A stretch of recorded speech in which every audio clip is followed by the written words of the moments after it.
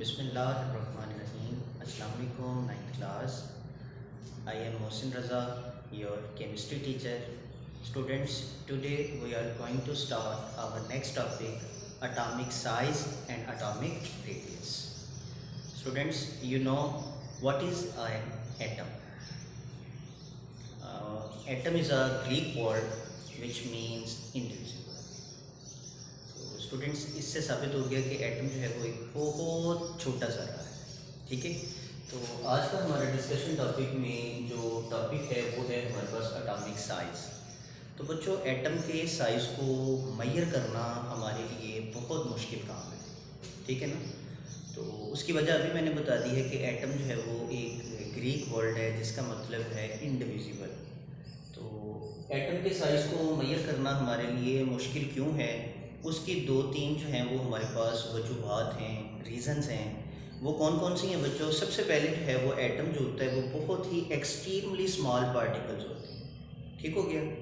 उसके बाद नंबर 2 पे आ जाती है कि एटम की कोई जो हमारे पास होती है बाउंड्री नहीं होती, ठीक हो गया।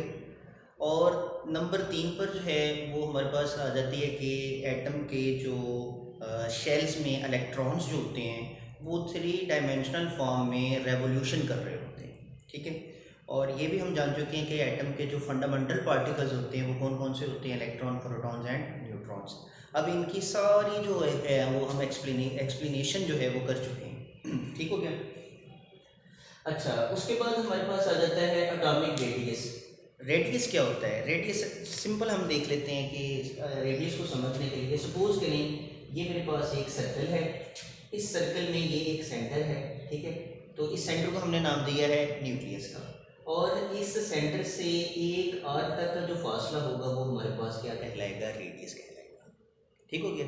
रेडियस के बारे में क्लियर हो गया कॉन्सेप्ट। तो बच्चों, अब हम आते हैं एटॉमिक साइज की तरफ, यानी इसकी जो है वो हमारे पास जो 3 वजूहात हैं कि एटम जो है वो एक्सट्रीमली स्मॉल पार्टिकल है, इसकी कोई बाउंड्री नहीं होती, और इसमें इलेक्ट्रॉन्स जो होते हैं वो 3 डायमेंशनल फॉर्म में रेवोल्यूशन कर रहे होते हैं। तो अब हम सपोज कर लेते हैं कि ये हमारे पास एटम जो है वो एक क्या है? स्फीयर शेप में।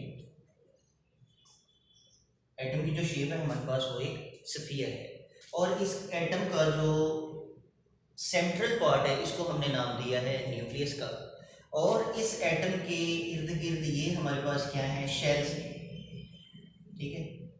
यानी ये हमारे पास बच्चों क्या है? न्यूक्लियस, जबकि ये हमारे पास हैं शेल्स, ठीक है। अब इलेक्ट्रॉन, प्रोटॉन और न्यूट्रॉन्स जो एटम के फंडामेंटल पार्टिकल्स हैं, इनकी हमने लोकेशन भी देखी है कि कहाँ कहाँ होते हैं। न्यूट्रॉन्स और प्रोटॉन्स जो होते हैं वो न्यूक्लियस में होते हैं, जबकि इलेक्ट्रॉन्स जो होते हैं वो शेल्स में रेवोल्यूशन कर रहे होते हैं।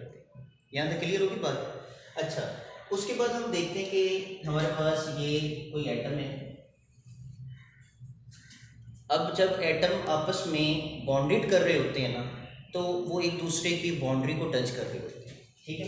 सपोज करें मेरे पास एक ये एटम है, एक ये एटम है, ठीक है। ये देखिए एक दूसरे की क्या कर रहे हैं? बाउंड्रीज को आपस में टच कर रहे हैं, ठीक है। तो इसलिए इनको क्या कहा जाता है? Bonded atom.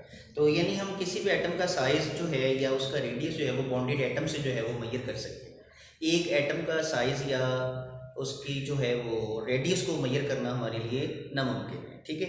तो इसलिए हम देखते हैं कि सपोज करें बच्चों ये हमारे पास 2 एटम हैं, ठीक है। कार्बन के एटम्स हैं और ये बॉन्डेड एटम्स हैं, ठीक है।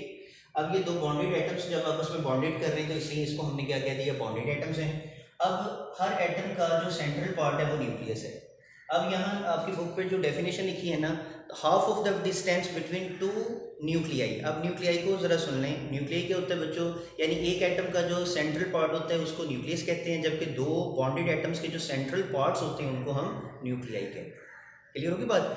तो अब एटॉमिक रेडियस को आपने अंडरस्टैंड करना है बच्चों। सपोज करिए हमारे पास 2 कार्बन के एटम्स हैं। 2 कार्बन के एटम्स जो हैं इनका ये सेंटर है, इस कार्बन एटम का सेंटर ये है, इस कार्बन एटम का सेंटर ये है। यानी दोनों एटम के सेंटर्स का जो जितना फासला है बिटवीन 2 न्यूक्लियाई, अभी मैंने बता दिया इस न्यूक्लियस से इस न्यूक्लियस तक का फासला जितना होगा उसको अगर हम हाफ करते हैं तो वो हमारे पास क्या कहलाता है? रेडियस। क्लियर होगी बात? समझ आ गई? अगर सपोज करें इसका जो है वो हमारे पास आ जाता है, दोनों एटम्स का जो है वो रेडियस आ जाता है 144, इसको हम हाफ कर देते हैं, 2 पे डिवाइड कर देते हैं, तो एक एटम का कितना आ जाएगा 77 पिकोमीटर।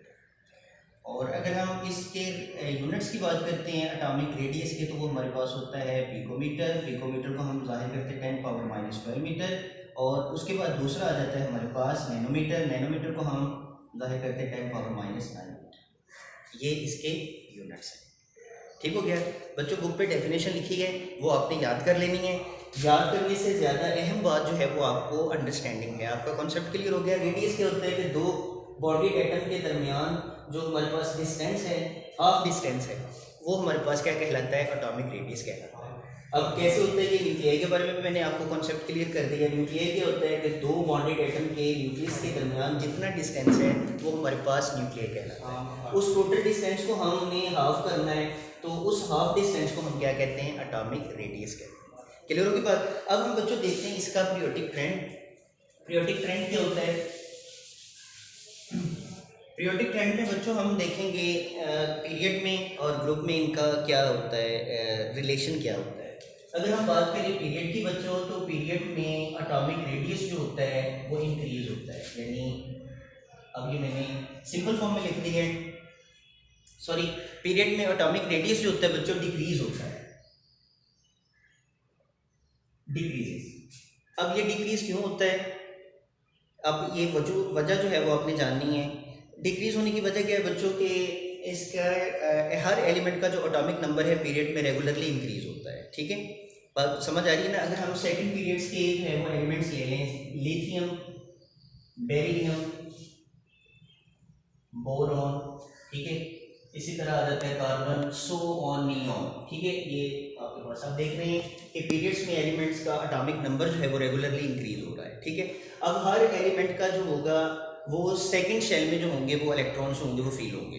ठीक है, अब आपको ये पता है कि पीरियड्स में सेकंड पीरियड में नंबर ऑफ एटॉमिक नंबर बढ़ रहा है, तो एटॉमिक नंबर क्या होता है? Number of proton. यानी अगर एटॉमिक नंबर बढ़ रहा है तो इसका मतलब है नंबर ऑफ इलेक्ट्रॉन्स भी बढ़ रहे हैं। एटॉमिक नंबर बढ़ रहा है तो इसका मतलब नंबर ऑफ प्रोटॉन्स बढ़ रहे हैं, नंबर ऑफ प्रोटॉन्स बढ़ रहे हैं तो नंबर ऑफ इलेक्ट्रॉन्स भी बढ़ रहे हैं।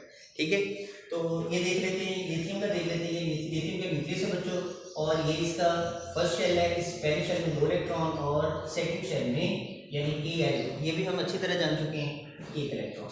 इसी तरह अगर हम कार्बन का देखते हैं तो कार्बन में सपोज करेंगे कार्बन है, ये कार्बन का ए शेल में 2 इलेक्ट्रॉन और एल शेल में 4 इलेक्ट्रॉन्स। यानी इसमें number of valence shells increase नहीं हो रहे, number of electrons and protons जो होंगे वो इंक्रीज होते जाएंगे। आप किसी भी एलिमेंट को जो है वो सेकंड पीरियड की किसी भी एलिमेंट की जो है वो आप इस तरह इलेक्ट्रॉनिक कॉन्फ़िगरेशन करके देखेंगे ना, तो हर एटम जो होगा, हर एलिमेंट जो होगा वो दूसरे शेल में जो होगा वो फील हो जाएगा, यानी उसके इलेक्ट्रॉन दूसरे शेल में ही रहेंगे। तो इसका मतलब ये होगा कि उसमें नंबर ऑफ इलेक्ट्रॉन्स और प्रोटॉन बढ़ेंगे।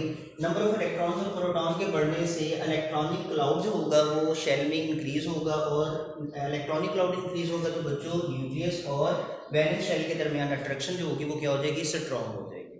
ठीक है, इस तरह हमारे पास एटॉमिक रेडियस जो होगा पीरियड में डिक्रीज होगा।